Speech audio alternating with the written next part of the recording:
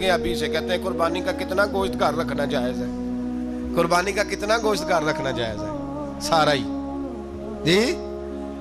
इसलिए फ्रीजर ले ले, फ्रिज से नहीं काम चलेगा, सारा ही जहाज घर रखना सारा ही जायज़ है, रख ले। और खुदा के बंदे, कुर्बानी वो बंदा देता है जो सारा साल ही गोश्त खाता है। सही कह रहा हूँ? कुर्बानी साहिब निसाब, साहिब इस्तिताअत बंदा देता है ना, तो वो सारा साल ही गोश्त, तो सारा घर में रखना भी जायज़ है। लेकिन सारा दे देना भी, तो जो आ रही है उस पर क्यों तवज्जो करते हो, जो दूसरा जायज़ है उस पर क्यों नहीं अमल करते? सारा तकसीम कर दें, बात खत्म हुई। यकीन करें, मुहर्रम में जाके दोस्त टेलीफोन करके सवाल पूछते हैं, कहते हैं साहब सुना है कुर्बानी का गोश्त मुहर्रम में खाना जायज़ नहीं। मैं कह नहीं, रबीउल अव्वल च भी जायज़ जे, रजब रमजान तक खाओ, कोई बंदा नहीं मना करता, इसलिए कि किसी को देना तो पसंद ही नहीं। या फिर उसमें से जो खास खास चीजें हैं वो अपनी फ्रिज में, और बाकी जो है वो दूसरों के लिए। ये क्या तरीका है हमारा? और इसी पे अमल है। अल्लाह तबारक व तआला हमें समझने की तौफीक अता फरमाए। हजरत इब्राहिम बहुत बड़े मेहमान नवाज थे, सिर्फ कुर्बानी नहीं देते थे, सारा साल बहुत सारा लंगर, बहुत सारा खाना पीना, बहुत सारी चीजें जारी रहती थी। और जितने गरीब लोग थे फलस्तीन के, उनको पता था कि हजरत इब्राहिम अलैहिस्सलाम का लंगर जारी है। फलस्तीन में जब आपका क़याम था, एक दफा ढेरों मेहमान आ गए और खाने को कोई चीज नहीं। हजरत सारा और जनाब हाजरा दोनों उस वक्त मौजूद थी। वो कहने लगी इब्राहिम बहुत सारे मेहमान आ गए तो क्या करें? जनाब सारा कहने लगी किस तरह करके इनकी मेहमान नवाजी करनी। और हालात ये हैं कि कहत पड़ा हुआ है फलस्तीन में, मिस्र में, दूर दराज इलाकों में। तो हजरत इब्राहिम कहने लगे ये अल्लाह के मेहमान है और हमें रब करीम का बंदा समझ के आ गए, अल्लाह ही बंदोबस्त करेगा। फरमाने लगे मेरा मिस्र में एक दोस्त है, वो कहत के दिनों में गल्ला जमा कर लेता है, मैं उसकी तरफ पैगाम भेजता हूँ, मुझे उम्मीद है वहां से गल्ला मिलेगा। 2 3 5 ऊंट वाले गुलाम बुलाए और उनको कहा कि जाओ गल्ला ले आओ मिस्र के दोस्त से। वो लोग कहते हम गल्ला लेने गए, वहां जब पहुंचे तो हजरत इब्राहिम खलीलुल्लाह अलैहिस्सलाम का पैगाम दिया तो आपका वो दोस्त कहने लगा गल्ला तो बेशुमार था, मुझे खबर नहीं थी कि हजरत इब्राहिम का पैगाम आएगा, तो मैं तो सारा तकसीम कर चुका हूं, लोग ले गए, अब तो कोई शय नहीं। अब वो खाली आ गए, पांचों के पांचों ऊंट। जब खाली आए तो हजरत इब्राहिम की हवेली की दीवारें छोटी छोटी थी। उन गुलामों में से, खादिमों में से, आपके उन चाहने वालों में से एक कहने लगा यार वो गरीब तो इंतजार कर रहे होंगे कि गल्ला लेने गए, हमें रोटी मिलेगी। छोटी छोटी दीवारें हैं, वो जब देखेंगे ना खाली आ गए तो उन्हें तकलीफ होगी। इस तरह करो बोरियों में रेत भर लेते हैं, रेत भर के ले जाते हैं, बाद में अंदर रख के उन्हें समझा बहला लेंगे या हजरत इब्राहिम को बताएंगे, वो खुद ही उन लोगों की दिलजोई फरमाएंगे। अब गल्ला की जगह रेत भर के ऊंटों पे रख के लाई गई, ला के बोरियां जब रख दी गई, हजरत इब्राहिम अलैहिस्सलाम दोपहर के वक्त आराम फरमा रहे थे। बीबी सारा उठी, कहती हैं जब मैंने देखा ना कि बोरियां पहुंच गई हैं तो गई, गुलाम को साथ लिया और उसको जब खोला ना तो कहती इतनी हसीन गंदम मैंने पहले कभी देखी नहीं थी, इतना प्यारा दाना मैंने कभी मुलाहिजा ही नहीं किया था। फरमाती हैं जब उसको पीस कर चक्की में रोटियां पकाई तो खुशबू दूर दूर तक फैल गई, आला ग़िज़ा बनी, बड़े बड़े खाने बीबियों ने मिल के पकाए, चुन दिए गए। हजरत इब्राहिम उठे तो लोग खाना खा रहे, सजदा शुक्र अदा किया, और जब सजदे में गए तो वही आने लगी, फिर रोने लगे। जब पलट कर बाहर तशरीफ लाए तो जनाबे सारा कहने लगी इब्राहिम तुम्हारा मिस्री यार बड़ा अच्छा है, उसने इतनी आला गंदम भेजी है कि इतनी तो मैंने प्यारी गंदम कभी देखी नहीं। जनाब इब्राहिम मुस्कुराए, फरमाने लगी सारा ये मिस्री यार ने नहीं भेजी, ये मेरे अर्शी यार ने भेजी है, ये मेरे अर्शी यार ने भेजी है। भाई मेहमान नवाजी मिजाज था, हाथ लुटा देना मिजाज था, दूसरों की अश्कशोई मिजाज था। हजरत इब्राहिम अलैहिस्सलाम का तरीका है कुर्बानी, हुजूर ने उनका तरीका बयान किया। अगर साल के बाद कुर्बानी देना उनका तरीका है तो सारा साल गरीबों को रोटी देना भी हजरत इब्राहिम का तरीका है। सारा साल गरीब की नौकरी करना यह भी हजरत इब्राहिम का तरीका है। भूखे को खाना खिलाना यह भी मेरे मुस्तफ़ा करीम सैयद आलम सल्लल्लाहु अलैहि वसल्लम से सहाबा ने पूछा हुजूर बेहतरीन मुसलमान कौन है? बेहतरीन मुसलमान तो हुजूर ने फरमाया जो सलाम लेने में पहल करे और गरीब को रोटी खिलाने में सबसे अच्छा हो, वो बेहतरीन मुसलमान है, जबरदस्त मुसलमान। ہمارے ہاں دعوتیں ہوتی ہیں تو امیروں کی، افطاریاں ہیں تو امیروں کی، اور میرے مصطفیٰ کریم علیہ السلام نے فرمایا بدترین دعوت ہے جس میں امیر بلائے جائے غریب نہ بلائے جائے، وہ بدترین دعوت حضرت ابراہیم کا طریقہ رہا، ساری زندگی مہمان نوازی۔ اور دوسرا ان کا مزاج تھا، اللہ سے پیار ہو گیا تھا نا، جب رب کریم سے محبت ہوتی ہے نا اور محبت کا احساس ہوتا ہے دل میں، پھر سجدے لمبے ہوتے ہیں۔ عام آدمی تو نماز بھی نہیں پڑھ سکتا، اسے خدا سے محبت ہوتی ہے، وہ تہجد بھی نہیں چھوڑ سکتا۔ وہ یہ محبت کی بات ہے نا، جس کو پیار ہوتا ہے اس کی تہجد بھی ہے، اس کی اشراق بھی ہے، چاشت بھی ہے، اس کے عمرے بھی ہیں، اس کے حج بھی ہیں، اس کے بار بار کعبۃ اللہ کے دیدار بھی ہیں۔ یہ محبت الہی ہے، جوش مارتی ہے۔ ان لوگ سجدہ کرتے ہیں تو اٹھتے ہی نہیں، اللہ کے بندوں سے پیار کرتے ہیں اللہ کی۔ حضرت ابراہیم کو رب کریم سے اتنی محبت تھی، اتنا پیار تھا کہ وہ آپ کی زندگی کے ہر پہلو سے چھلکتا تھا۔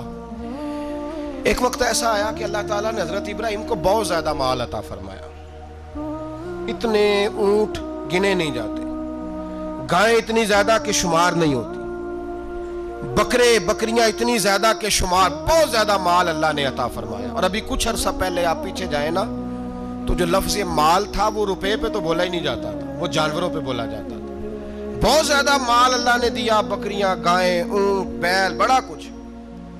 تو رب کریم نے فرشتوں سے فرمایا کہ واتخذ اللہ ابراہیم خلیلا، ابراہیم میرا دوست ہے۔ تو فرشتے کہنے لگے یا اللہ جسے اتنا کچھ دیا جائے اس نے دوست تو بننا ہی ہوتا ہے، تو نوازا ہی بڑا ہے، اتنا مال، اتنے کھیت کھلیان، اتنا کچھ۔ اللہ کریم نے فرمایا جاؤ آزمائش کر لو، امتحان لے لو۔ فرشتہ امتحان لینے پہنچ گیا۔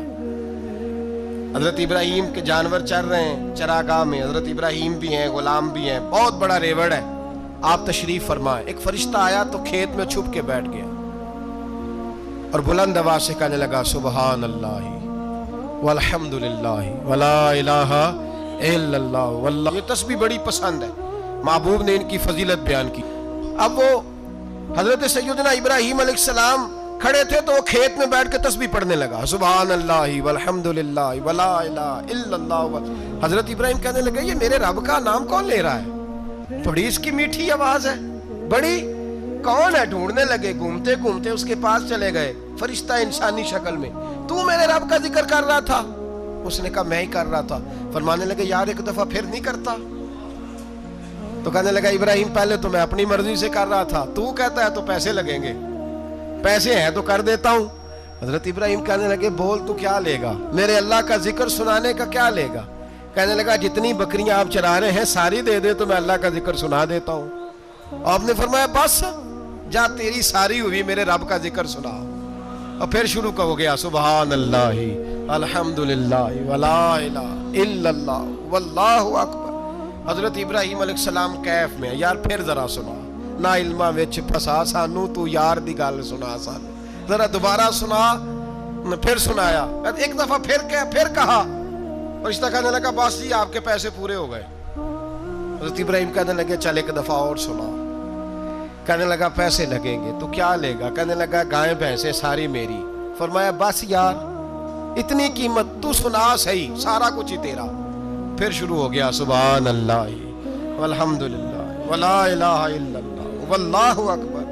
گائیں دے دیں، بھینسیں دے دیں، وہ ذکر سناتا ہے۔ حضرت ابراہیم کبھی مچلتے ہیں، کبھی روتے ہیں، کبھی آہیں بھرتے ہیں، تو میرے رب کا نام لے رہا ہے، ذرا پھر سے لے۔ کیف جاری ہے۔ کہنے لگا بس بھائی۔ حضرت ابراہیم فرمانے لگے تو اور لے لے جو لینا ہے، مجھے ذکر سنا۔ اس نے کہا ابراہیم بکریاں میں لے چکا، گائیں بھینسیں میں لے چکا، اونٹ رہ گئے، سارے لے لوں گا پھر ذکر سناؤں گا۔ فرمایا جا تیرا ہوا تو ذکر سناتا رہ، میں دیتا ہوں۔ دے دیا، کچھ دیر ذکر کیا تو اب خاموش ہو گیا۔ حضرت ابراہیم خلیل اللہ علیہ السلام فرمانے لگے ذکر سنا۔ کہنے لگا ابراہیم اب تیرے پاس دینے کو کیا ہے، ہر چیز تو میں لے چکا۔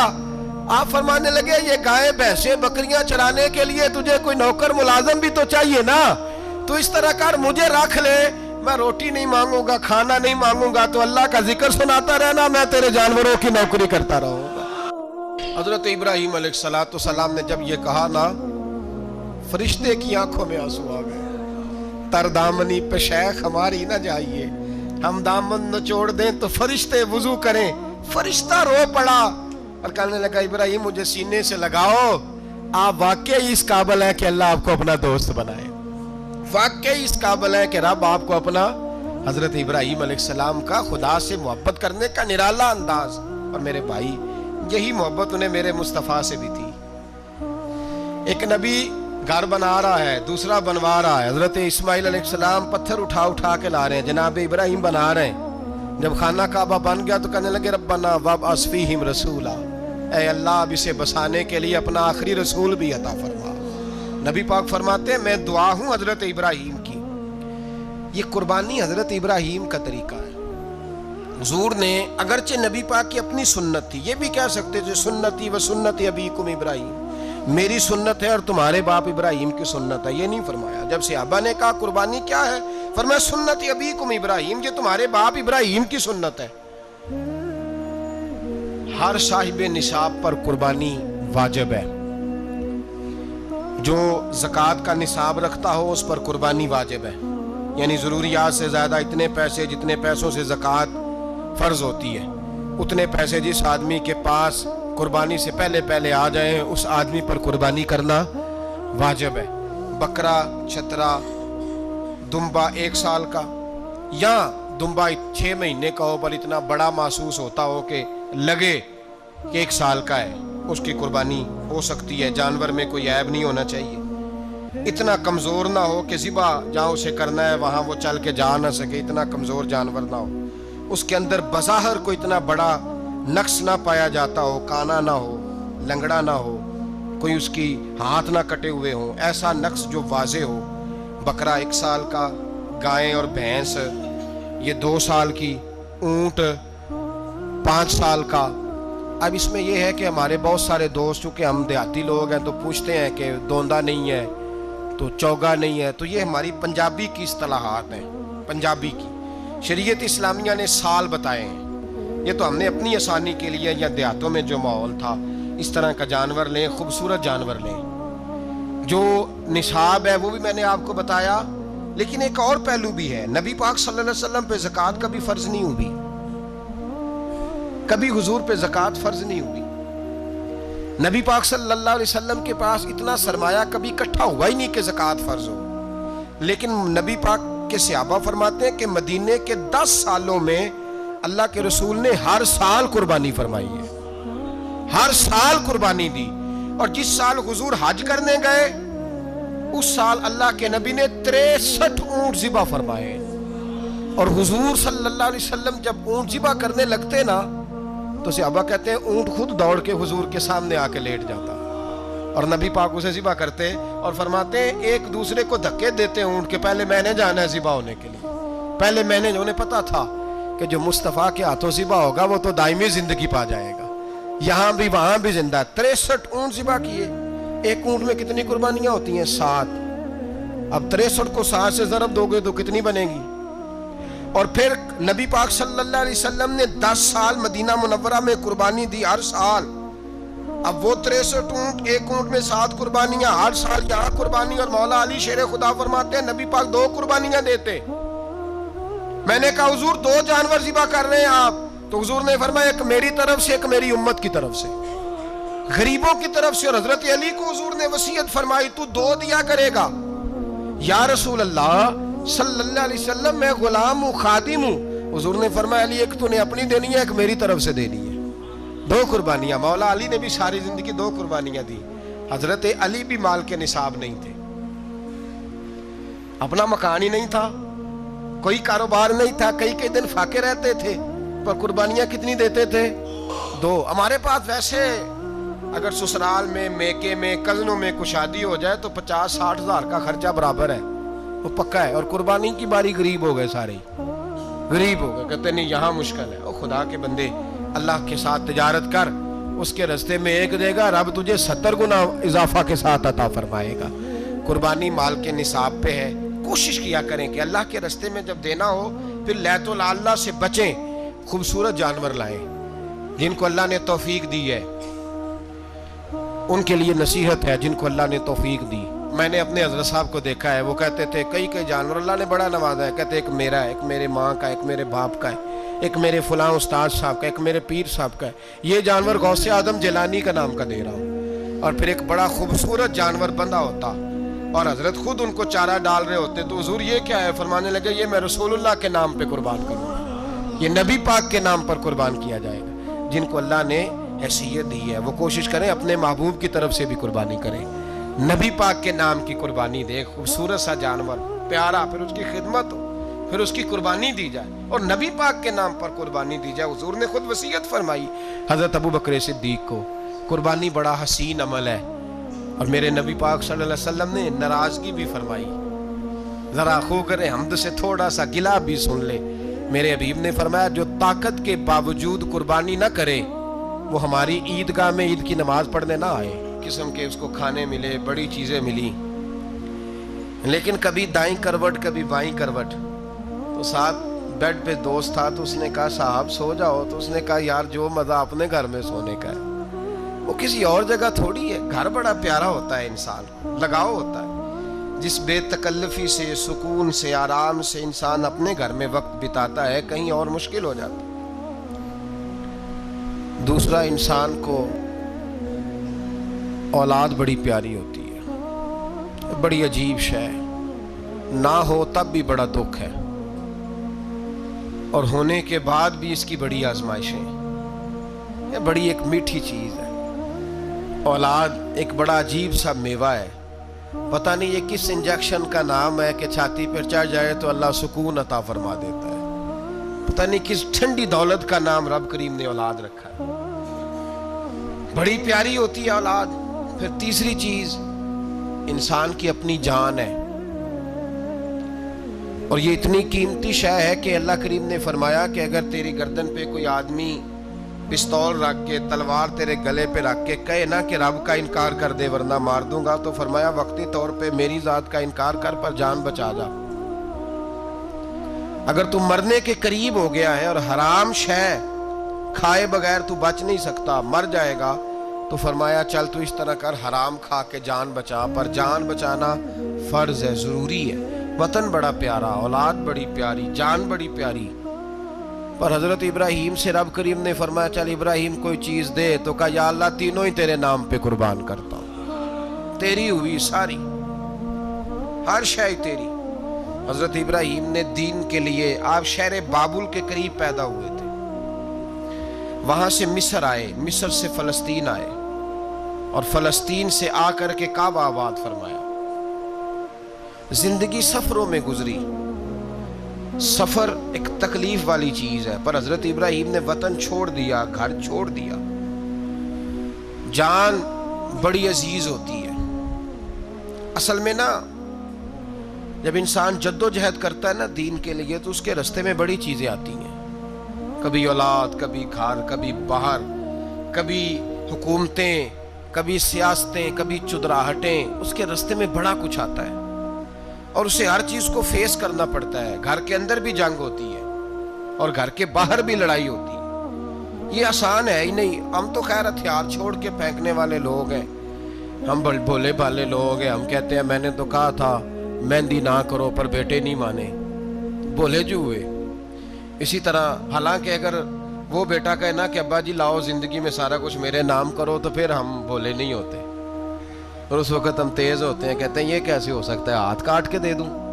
اس وقت نہیں، دین کے معاملے میں بولے ہوتے ہیں۔ بیٹا بد مذہب کے پاس جا رہا ہے تو اس وقت ہم بولے بالے ہیں، کوئی عرض نہیں، لیکن اگر وہ اپنی پسند کی شادی کرے ہمیں کراس کر کے، پھر ساتھ ہی ہم تیز ہو جاتے ہیں۔ تو حضرت ابراہیم نے جب دین کے لیے نکلے تو جد و جہد کی، گھر کے اندر بھی گھر کے باہر بھی۔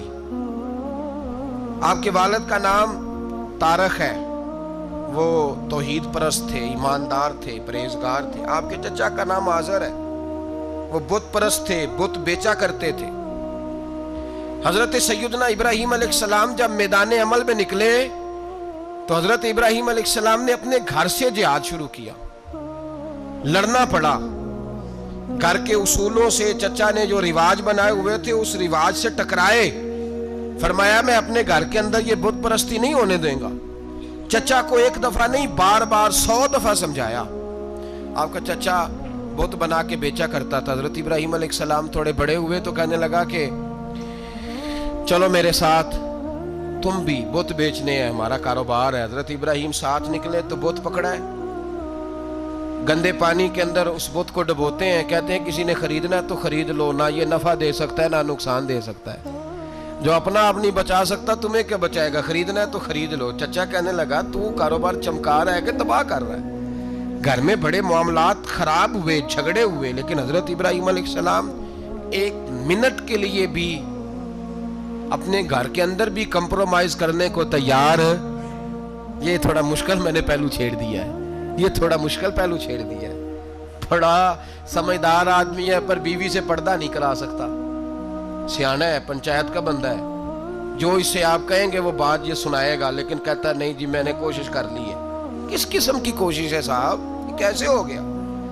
हजरत इब्राहिम अलैहिस्सलाम ने घर के अंदर से फरमाया नहीं करने दूंगा, घर के अंदर भी टकराए, फरमाया तुम जो भी हो पाश पाश किया चचा के उसूलों को, और बाहर जब निकले तो सिर्फ इलाके के चेयरमैन से नहीं टकराए, MP MNA वजीर मशीर से नहीं टकराए, सुपर पावर नमरूद दुनिया का वाहिद हुक्मरान था उस वक्त, दूसरा कोई हुक्मरान ही नहीं था, अकेले हुक्मरान से जाकर टकराए। कोई साथ फौज नहीं थी, कोई साथ उनके ताकत बज़ाहिर दुनियादारी की कोई नहीं थी, पर हजरत इब्राहिम जाकर टकराए। और मेरे रसूल पाक सल्लल्लाहु अलैहि वसल्लम ने सनद बयान की, फरमाया अफदलुल जिहाद कलीमतुल हक इंद सुल्तानिल जाबिर, फरमाया सबसे अफजल जिहाद ये है कि तू जालिम बादशाह के सामने खड़े होकर हक बात बयान कर दे, ये सबसे बड़ा जिहाद है, ये सबसे अफदलुल जिहाद है कलीमतुल हक इंद सुल्तानिल जाबिर, सबसे बड़ा जिहाद। हजरत इब्राहिम खड़े हो गए, सुपर पावर से टकराए। यहाँ हम लोग हिकमतों का शिकार हैं, देखेंगे करेंगे सोचेंगे, और मौलवी साहब को वैसे कहते हैं आप परहेज करें सियासी बातों से। भाई अल्लाह के हर नबी ने जाके वक्त के जालिम हुक्मरान को लताड़ा है, ललकारा है, ये तो मिशन अंबिया है। हजरत सैयदना इब्राहिम अलैहिस्सलाम ने जो उसको जाके कहा कि तू झूठ बोलता है, तू झूठा है, तू खुदाई का दावा करता है, तू बहुत बड़ा जालिम है, और कुरान मजीद ने इस सारी बात को बयान फरमाया। हजरत इब्राहिम अलैहिस्सलाम से कहने लगा मैं रब हूं, तो आपने फरमाया मेरा रब तो वो है जो जिंदा करता और मारता है। तो फिर आप हक बात बयान करेंगे तो अल्लाह मारेगा कि बंदा मारेगा? कुछ भी नहीं होता, क्योंकि जिंदगी मौत किसके हाथ में है? अल्लाह के हाथ में। जिंदगी मौत अल्लाह, कुछ भी नहीं होता। इंसान सही सिमत का तयन करे और सही सही चले। हजरत अली शेर खुदा से किसी ने कहा था कि आपके बड़ी दुश्मनी है, कोई मुहाफ़िज़ रख लें। आप फरमाने लगे मौत खुद बहुत बड़ी मुहाफ़िज़ है, वक़्त से पहले आती ही नहीं, बड़ी मुहाफ़िज़ है, वक़्त से पहले। अल्लामा नूरानी रहमतुल्लाह ताला अलैह कराची जैसे शहर में रहा करते थे, जहां गांव गांव पे खतरा था। लोगों ने कहा हजरत इतने बड़े लीडर हो, आपकी जमात की 62 सीटें हुई कौमी असेंबली में, एक ऐसा वक्त भी आया तो कोई एक आदमी बंदूक वाला। आप फरमाने लगे मुझे ज़रूरत ही नहीं, इसलिए कि जिस खुदा रसूल के लिए मैं निकला हूँ वो खुद ही हिफाजत करने वाले हैं, ज़रूरत नहीं इन चीज़ों। तो भाई हजरत इब्राहिम टकराए, और आपका अंदाज क्या है? जाके कहा कि तू नहीं, खुदा वो है जो जिंदा करता। और उसने एक बेवकूफ़ों जैसी दलील दी। एक आदमी को कल फांसी देनी थी तो उसको बुलाया, कहने लगा तुझे कब फांसी है? उसने कहा कल। कहने लगा जा तुझे आजाद किया, जिंदगी दी, उसको छुट्टी दे दी। एक आम आदमी बेचारा बैठा था, उसको पकड़ के ना कहने लगा इसकी गर्दन उड़ा दो। कहने लगा देख लो मैं भी जिंदा करता और मारता हूँ, वो जो कल मरने वाला था मैंने जिंदा कर दिया है, और जिसको पता ही नहीं था कि मैंने मरना है उसे पकड़ के मैंने मार दिया है। ये बेवकूफ़ों जैसी दलील है।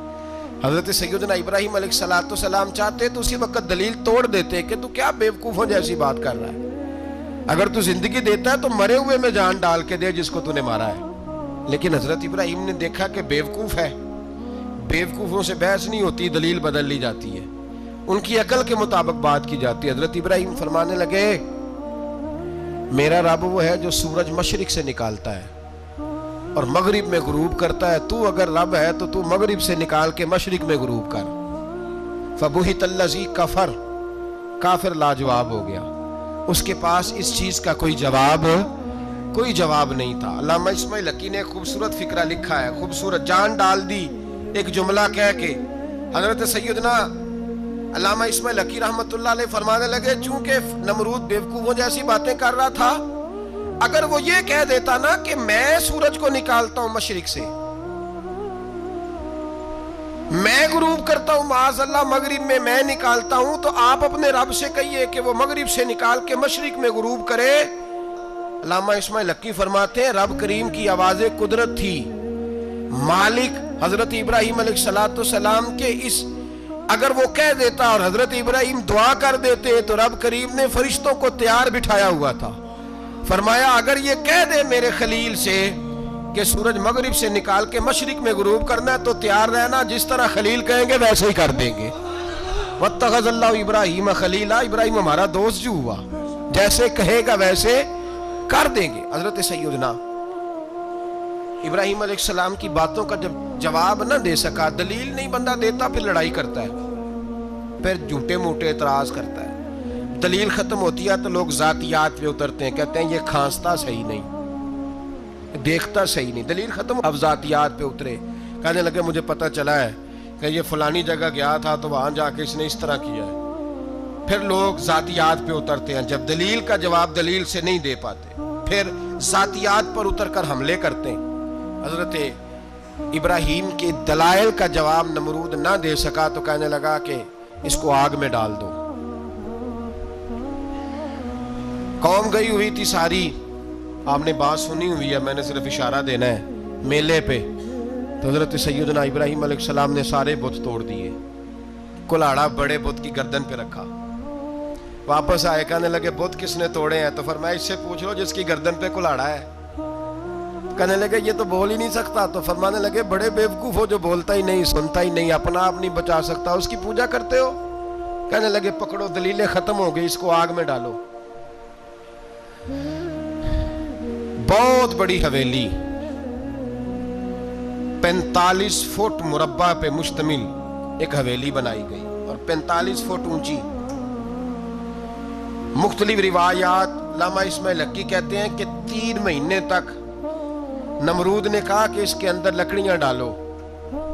لوگ پوچھنے لگے کتنی دنیا جلانی ہے؟ کہنے لگا بندہ تو ایک جلانا ہے، پر بندہ بڑا تگڑا ہے، ایک بندہ۔ 3 مہینے لکڑیاں ڈالی گئیں، اور لوگوں کی جو تہمات ہوتی ہیں نا وہ بڑی عجیب ہوتی ہیں۔ تہمات میں نے بڑی تفصیل سے رمضان المبارک میں گفتگو کی تھی، بدشگونی تہمات لوگ لیتے ہیں، اس وقت بھی لوگ تہمات کا شکار ہو گئے، عقیدہ بگڑ جاتا ہے تو وہ عجیب و غریب باتیں کرنے لگتا ہے، تہمات کا شکار ہو گئے۔ بیبیاں نظر مانتی، میں بیمار ہوں اگر صحیح ہو گئی تو اتنے من لکڑی دوں گی حضرت ابراہیم کی آگ جلانے کے لیے۔ ایک عورت لے کے جا رہی ہے لکڑیاں، تو ایک نیک دل آدمی نے اس سے پوچھا کہاں جا رہی ہو؟ کہنے لگی میں نے منت مانی تھی تو حضرت ابراہیم علیہ السلام کو معاذ اللہ جلانے کے لیے لکڑیاں لے کے جا رہی ہوں۔ تو وہ رب کریم کے بندے کہنے لگے تو ڈھونڈتی رہے گی، تجھے وہ جگہ ملے گی نہیں۔ وہ بی بی کئی مہینے گھومتی رہی، جگہ ہی نہیں ملی جہاں لکڑیاں ڈالنی، ماری گئی۔ تہمات کا شکار ہوئے بہت سارے لوگ، تہمات کا۔ بھائی تہمات دین کے اندر منع ہے، تہمات دین میں کوئی نظر ماننا، کوئی کسی بزرگ کے مزار پہ جا کے سالے ثواب کے لیے کوئی چیز ماننا، یہ تو درست ہوا، لیکن غیر شرعی نظریں مان لینا کہ میں آگ کے گرد چکر لگاؤں گا، میں جناب وہاں جا کے یہ والا تماشا کروں گا، میں دھاگا باندھوں گا، میں رسا کاٹوں گا، میں وہاں گندے ہوں سے پانی پیوں گا، ان کی شریعت اجازت، یہ تہمات ہیں، بدشگونی ہے، دین میں ان کی کوئی گنجائش۔ آپ نظر ماننے سے پہلے بھی کسی عالم سے رابطہ کریں کہ میں منت مانگنے لگا ہوں تو کیسے ماننی چاہیے، اس کا طریقہ پوچھیں۔ ایسے ہی غلط چیز کی منت تھوڑی مان لی جائے گی۔ بہرحال آمدام برسر مطلب حضرت ابراہیم کے لیے آگ جلائی گئی، 45 فٹ اونچی آگ ہے، پرندہ بھی اوپر سے گزرتا ہے تو نیچے گر جاتا ہے جل کے۔ اتنے دن لگا کے آگ جلائی گئی، اب حضرت ابراہیم کو جلایا جانے لگا ہے۔ یہاں تو موجیں ہیں نا، جو کسی ادارے کا سربراہ ہے اس کے لیے موج ہے، کسی جگہ آفیسر بن گیا تو موج ہے، پیر صاحب کے لیے موج ہے، علامہ صاحب کے لیے موج ہے، خطیب صاحب کے لیے موج ہے۔ جلنا کس کو پڑتا ہے؟ وہ حال ہی کوئی نہیں رہا اللہ ماشاءاللہ، وہ لوگ گزر گئے جو تکلیفیں سہ کے کام کرتے تھے، گزر گیا زمانہ۔ حضرت سیدنا ابراہیم علیہ السلام کو جلایا جانے لگا ہے تو اب اتنی بڑی آگ ہے تو ڈالیں کیسے؟ शैतान ने तजवीज दी कि मंजनीक बनाओ, मंजनीक, बड़े बड़े बांस बांध के उनके नीचे रस्सा बांधो। वो जिस तरह झूलने के लिए झूला बनाया जाता है, इस तरह एक मंजनीक पुराने जमाने में उसमें पत्थर रख के फेंके जाते थे दुश्मनों पे। वो मंजनीक बनाई गई कि दूर से हजरत इब्राहिम को फेंकेंगे। हाथ हजरत इब्राहिम के बांध दिए, पाँव मुबारक बांध दिए, पूरी जमीन पे एक नाम लेने वाला खुदा का। और उसको आज रस्सियों में जकड़ा हुआ है। जब फेंका जाने लगा ना आग में, हूरें रोने लगी, फरिश्ते तड़पने लगे, ए अल्लाह ये क्या होने लगा है, एक तेरा खलील और वो भी आग में। फरमाया जाओ जाके उससे कहो अगर तुम्हारी मदद लेता है तो उसे बचाओ। हवा का फरिश्ता आया, कहा इब्राहिम अगर तू कहे। ओ भाई, इन चीजों को कहानी समझ के ना सुना करें, ये दास्तान नहीं, ये वो तरीके हैं जो हमारे रसूल ने हमें अपनाने का हुक्म इरशाद फरमाया है। जो अकीदे, ये वो नजरियात है जो हमें ओढ़ने को कहा गया। अपने रब करीम की रिजा पे राजी रहने के ये वो खूबसूरत मौके हैं सूफिया ने जिनको बनाकर समझाकर हम तक पहुंचाया है। ये है अहले तरीकत की बातें। वो कहते हैं यार जिस हाल में रखे राजी रहना है। हजरत इब्राहिम अलैहिस्सलाम को फेंका जा रहा है, फरिश्ता आया, ए अल्लाह के खलील अगर हुक्म दो तो इतनी हवा चलाऊं कि नमरूदी जल जाए सारे, आग उन पे फेंक दी जाए। आपने फरमाया तू जा, तुझसे मुझे कोई काम नहीं। थोड़ी देर के बाद पानी का फरिश्ता आया, कहा हुजूर इतनी बारिश बरसाऊंगा कि आग बुझ जाएगी। फरमाया तू जा, तुझसे कोई काम नहीं।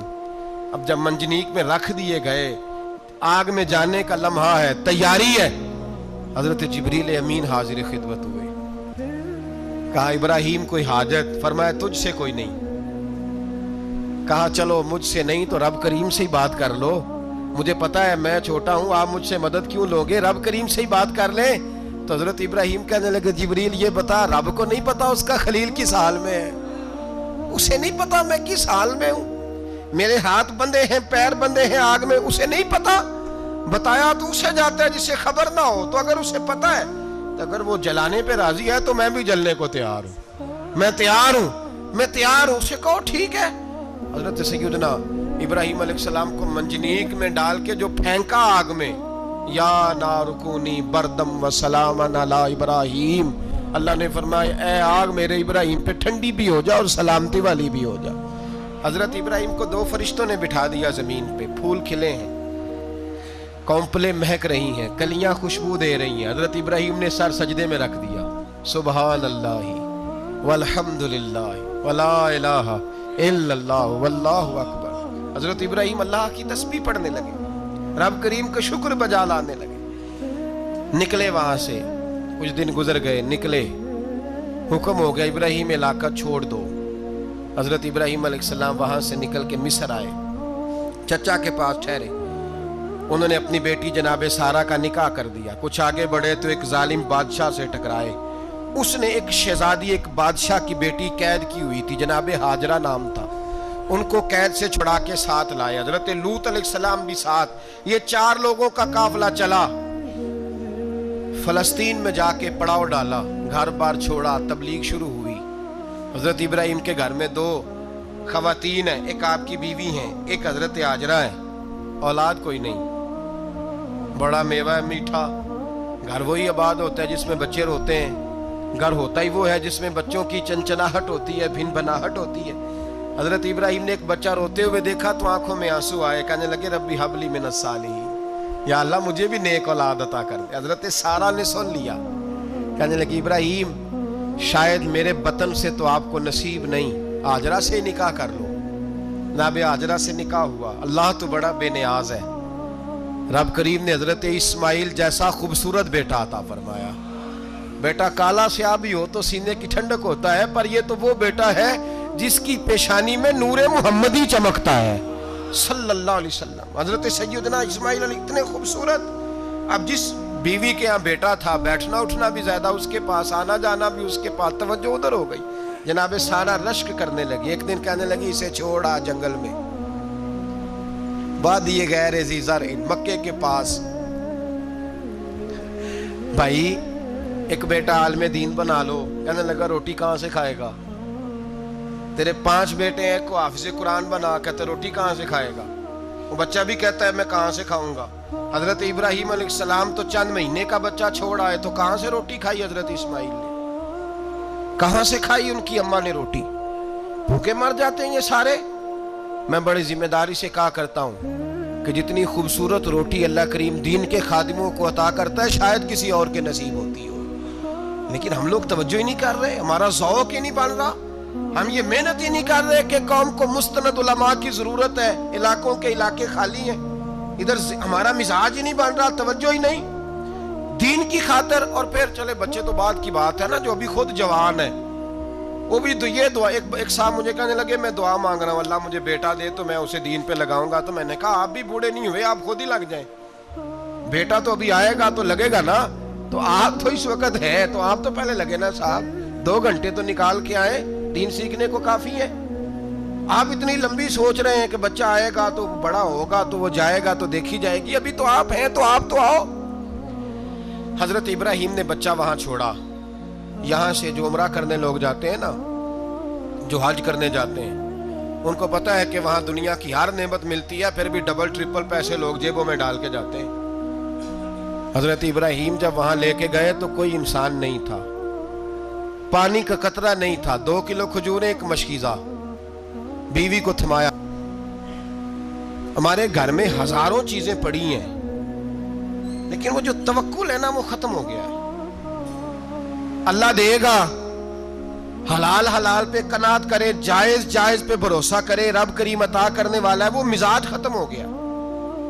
حضرت سیدنا ابراہیم علیہ السلام 2 کلو کھجوریں، ایک مشکیزہ پانی کا دے کر کے اور وہاں بٹھایا آپ نے اپنے بچے کو اور اپنی زوجہ جناب ہاجرہ کو، اور بٹھا کر کے یہ واپس پلٹنے لگے تو حضرت ہاجرہ سلام اللہ علیہ نے آواز دی، کہا ابراہیم کس کے سہارے پہ چھوڑ کے جا رہے ہیں؟ جہاں آب زمزم کا کنواں ہے نا، جو لوگ گئے ہیں جنہوں نے صفا مروہ کی صحیح کی ہے، صفا مروہ سے باہر نکلے نا، سرکار کی ولادت کا مقام ہے، اس جگہ پہ آب زمزم کا کنواں تھا.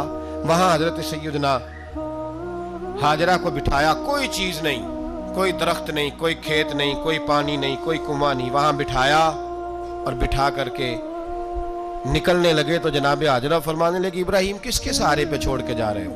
کہنے لگی اللہ کے سہارے پہ. تو پاک باز بی بی نے ایک لفظ پوچھا، کہا ابراہیم یہ میرے رب کا حکم ہے؟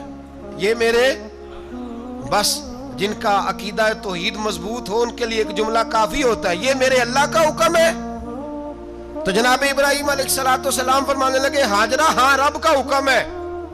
جب یہ لفظ کہے تو چاہیے تھا نا حضرت ابراہیم تسلی دیتے، تو بی بی صاحبہ تسلی دینے لگی. عرض کرنے لگی ابراہیم اگر اللہ کا حکم ہے تو پھر آپ ہماری فکر نہ کرنا. اگر یہ رب کا حکم ہے تو پھر ہماری فکر نہ کرنا. جس رب نے ہمیں یہاں تک پہنچایا ہے وہ ہمیں کبھی بھی ضائع نہیں فرمائے گا، پھر فکر نہ کرنا. حضرت ابراہیم آ گئے.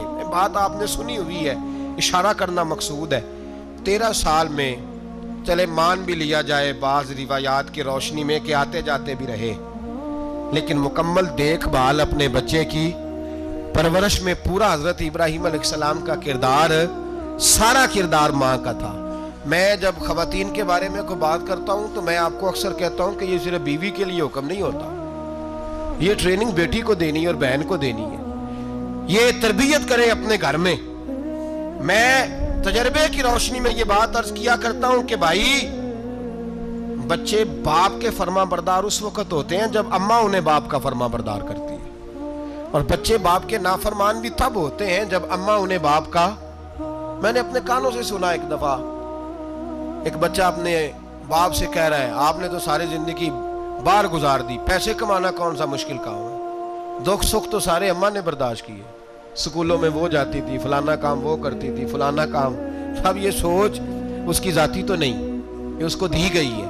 اور اگر اس کو یہ سوچ دے دی جائے کہ اماں کہے کہ میں تو اپنوں میں رہی ساری زندگی، میں نے تو اپنوں میں وقت گزارا، اور تیرا باپ تو کئی دفعہ جنازے بھی نہیں پڑھ سکا، اس نے تو ماں باپ ایسے دفن کر دیے، وہ اگر یہ سوچ فراہم کرے تو پھر بچہ باپ کا فرما بردار ہوتا ہے. اور یہ والی روایتیں ہم بیوی کو سناتے ہیں، حالانکہ کس کو سنانی چاہیے؟ بولیے. بہن اور بیٹی کو. بہن اور بیٹی کو سنائیں یہ باتیں، ان کو سمجھائیں تاکہ آگے جا کے وہ جو گھر ترتیب دیں وہ گھر بڑا عمدہ اور نکھرا ہوا ہو. حضرت سیدنا ابراہیم 13 سال کے بعد آئے، چونکہ گھر میں اللہ تبارک و تعالیٰ کی دوستی کا چرچا تھا، اللہ تبارک و تعالیٰ کی محبوبیت کا غلبہ تھا۔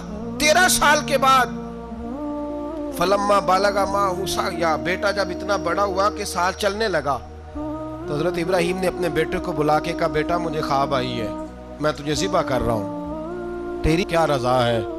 تو حضرت اسماعیل کہنے لگے یا ابت افعل ما تؤمر، ابا جی اللہ جیسے حکم دیتا ہے میرے ساتھ ویسے ہی کریں، جیسے اللہ حکم دیتا ہے ویسے ہی، بولیے ویسے ہی کریں۔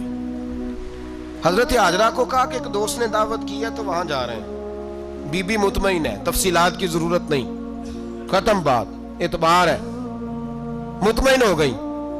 شیطان پیچھے سے آیا اماں کے پاس، ذرا تھوڑی دیر کے لیے تصور جمائیے، یہاں تو پڑوسن آ کے کوئی بات بتا دیتی ہے خاوند کے بارے میں تو کئی مہینے جھگڑا جاری رہتا ہے، پڑوسن محلے دار۔ شیطان نے آ کے بتایا لفظ کیا ہے؟ کہا حضرہ تمہیں پتا ہے کہاں جا رہے ہیں؟ کہا دوست کی دعوت میں۔ تو کہنے لگے دوست کون ہے؟ رب کریم، اور ابراہیم کا خیال ہے کہ اس رب نے مجھے حکم دیا ہے کہ میں ذبح کروں۔ تو حضرت حاجرہ کہنے لگی کبھی باپ بھی بیٹا ذبح کرتے ہیں؟ تو شیطان کہنے لگا ان کا خیال ہے کہ ان کے رب نے حکم دیا ہے۔ تو جناب حاجرہ فرمانے لگی اگر رب نے حکم دیا تو پھر تو مجھے شیطان لگتا ہے، تو مجھے شیطان لگتا ہے۔ کہا کیا مطلب؟ فرمانے لگی اگر رب کریم کا حکم ہے تو میرے پاس ایک اسماعیل ہے، اگر 1000 بھی ہوتے میں سارے اللہ کے راستے میں پیش کر دے دیتی، مالک کا ہی تو ہے سارا کچھ، اسی کا ہے، اس میں لیت اللہ کی کیا گنجائش؟ حضرت سیدنا ابراہیم علیہ السلام نے بیٹے کے حلق پہ چھری رکھ بھی دی اور چھری چلا بھی دی، رکھ بھی دی، اور وہ تو اللہ کریم نے فرمایا یا ابراہیم قد صدقت الرؤیا، ابراہیم تو نے خواب سچا کر دکھایا، وہ قیامت تک تیرا نام رہے گا۔ حضرت ابراہیم نے وطن بھی دیا، جان بھی دی، بیٹا بھی، اللہ کریم نے دمبے دیے، فرمایا یہ فدیہ ہے۔ اب یہ قربانی قیامت تک حضرت ابراہیم کے طریقے کے مطابق جاری ہے۔ حضرت ابراہیم بہت بڑے مہمان نواز تھے، بہت بڑے۔ آپ جب مصر میں قیام تھا تو بڑے بڑے لمبے چوڑے لنگر پکتے تھے، لوگ آیا جایا کرتے تھے، بڑا تفصیل کے ساتھ کھانا ہوتا تھا۔ مہمان نوازی آپ کی خاص صفت مبارکہ ہے، ہمارے ہاں بھی مہمان نوازی ہوتی ہے امیروں کی، بلکہ اب تو مہمان نوازی اس طرح کی ہے کہ کل تیری میرے پاس دعوت ہے اور پرسوں میری تیرے پاس ہے، وہی امیروں میں وہ چکر رہتا ہے، پارٹیاں دوست ایک دوسرے کو ڈالتے ہیں، تیری طرف پارٹی تیری طرف، اور اسی انداز میں اب یہ عید آئے گی نا ٹکا پارٹیاں ہوں گی جگہ جگہ، اور لوگ سوال پوچھتے